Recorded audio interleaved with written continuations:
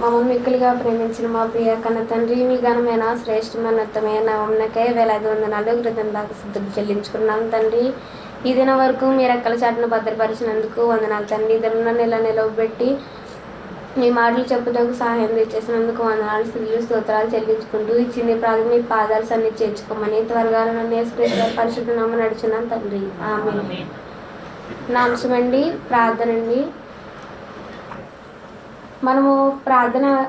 మనం దేవునితో మాట్లాడడానికి ప్రార్థన ఒక అవకాశం అండి.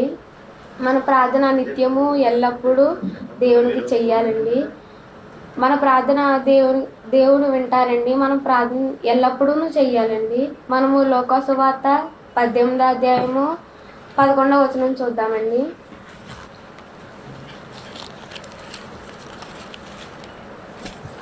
అందులో మనకు ఇద్దరు వ్యక్తులు కనపడతారండి, పరిసయ్యుడు మరియు సుంకరండి.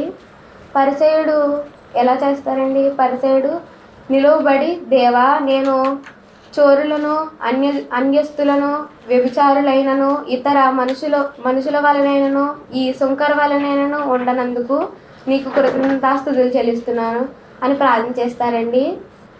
అలాగే 13వ వచనం చూద్దామండి. అయితే సుంకరి దూరముగా నిలవబడి ఆకాశం వైపు కనులెత్తుటకైనను ధైర్యము చాలక రొమ్ములు కొట్టుకొనుచు, దేవా, పాపినైన నన్ను కరుణించుమని పలికెను. పరిసయ్యుడు ఎలా చేస్తారండి? తనను తాను హెచ్చించుకొని చేస్తారండి.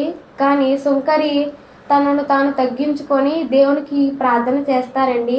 మనము కూడా దేవుని యందు తగ్గించుకొని ప్రార్థన చెయ్యాలండి. ఎప్పుడూ హెచ్చించుకొని ప్రార్థన చేయకూడదండి.